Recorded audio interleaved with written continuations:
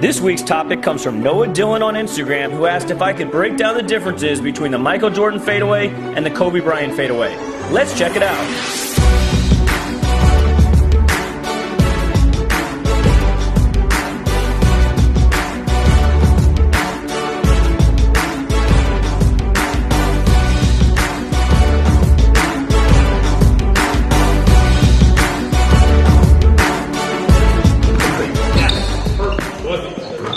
Alright guys, today we're going to break down the differences between the Michael Jordan fadeaway and the Kobe Bryant fadeaway. A lot of you guys know that Kobe modeled his game after MJ, so there's a ton of similarities, but Kobe added a little bit of Hakeem Olajuwon's dream shake to his. Let's break down the Michael Jordan fadeaway first. There's 5 main steps. The first one being a powerful slide dribble just to get the defender leaning in the wrong direction. So we're going to dribble right here. Our chin is going to be attached to our shoulder. We're going to take a powerful dribble without plowing into them and getting an offensive foul, and we're going to keep the ball protected. So it's a dribble, scoot, slide, keeping our hand over top of the ball. We're leaning forward without pushing off, and we're in this position right here. So step 1 is just a slide dribble. Slide dribble, ball protected out here so they can't get a wraparound steal in either direction, and we're making sure that we push them in the wrong direction without pushing off and getting an offensive foul. Step 2 is we're going to plant on our inside foot. So we got our slide dribble, and then we're going to plant. Now notice it's a hop on our inside foot. We're going to plant it so we can eventually load and explode off of it, and we need to make sure it's firmly planted. If you get on the tippy toes or get on the heels right there, you're going to be off balance. So again, if you do it the wrong way and you're on your tippy toes, you're not going to be able to load and explode. If you get on your heels right here, you're going to end up falling forward, especially if they pull the chair out. So you want to make sure that you get this foot planted in step 2. Step 3, we need a long separation, kind of push-out step. We don't want it just to be a lunge. We want it to be an explosion away from the defender so we create as much separation as possible. So I slide dribble, I plant, and then push. Notice I really took off right there so I create as much separation as possible. This is why MJ used it and was so effective with it. So it's dribble, plant, push. Okay? On this push, I want to make sure that you get your lead foot, so the foot that is exploding away, at a 45-degree angle so that eventually we can open up. So when I go here, I plant, I need to push and get this foot at a 45-degree angle. Step number 4 is making sure that your non-pivot foot gets past your pivot foot.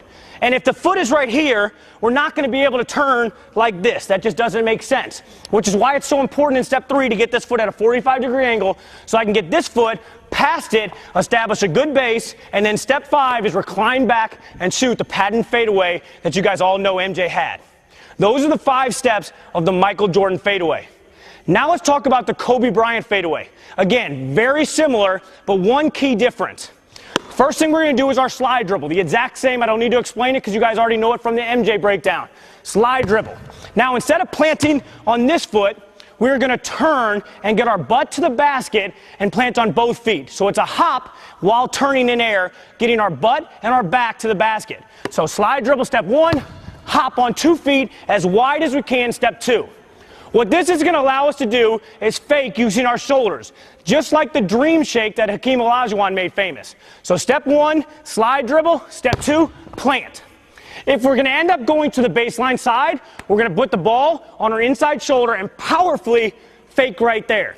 So step 3 is a powerful fake with our shoulder. Step 1, slide dribble. Step 2, plant our feet. Step 3, big time fake. I see people mess up a lot of times and they try to combine step 2 and 3, which isn't right. You don't want it to be a dribble there, okay? That's more of like a drop step, a post move in the low post where you need quickness. This needs to be a powerful fake. So dribble, plant, then fake. It's a 1, then fake, 2, okay? Step 4 is we're going to do the exact same separation skills that we worked on. So step 1, step 2, step 3, step 4, get this foot past the pivot foot.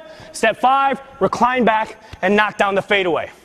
Now I'm going to bring on a defender to show you a couple key nuances that you're going to need if you want to perfect this. First thing on the MJ fadeaway, it's important that you get your shoulder right into their lead shoulder or chest so we ultimately can get them backing up. So I dribble, boom, right here and plant. Now when I separate, I want to make sure that you see how I keep the ball protected. So again, I come back, I pound, and keep the ball here. The reason I'm keeping the ball out is so that he ultimately can't steal it. I see a lot of players when they spin, they do this right here, pound, and bring the ball here, and he can slap it and take it away. So again, pound, keep the ball out, and then recline back. Let me show you the reclined fadeaway, which is the second nuance I want to show you. If the defender's there, obviously we don't want to get all the way squared up and shoot. He's going to give him time to block our shot. We keep the ball protected on our outside hip, and we're going to recline away from him to gain separation in the air. We also want to jump off 2 feet, so we want to make sure we jump off 2 feet and recline back. Don't jump off 1. I see a lot of people do this right here, where they dribble, boom, jump off 1 foot, which is fine, and it's a good variation of the move, but it's not going to be as consistent as a 2-foot balance. Let's go the Kobe Bryant nuances. Same exact thing. Dribble, pop. Now, when I pop right here, when I do this fake, I can't bring the ball here because it's exposing the ball to the defense. So when I pop, I need to make sure I pop my feet wide. I'm basically splitting this foot right there. I'm throwing my shoulders and my eyes in this direction to get him leaning. And then again, same exact spin, same exact fadeaway, and knock it down. Now you know the difference between the Michael Jordan fadeaway and the Kobe Bryant fadeaway, two of the greatest moves from the greatest players of all time.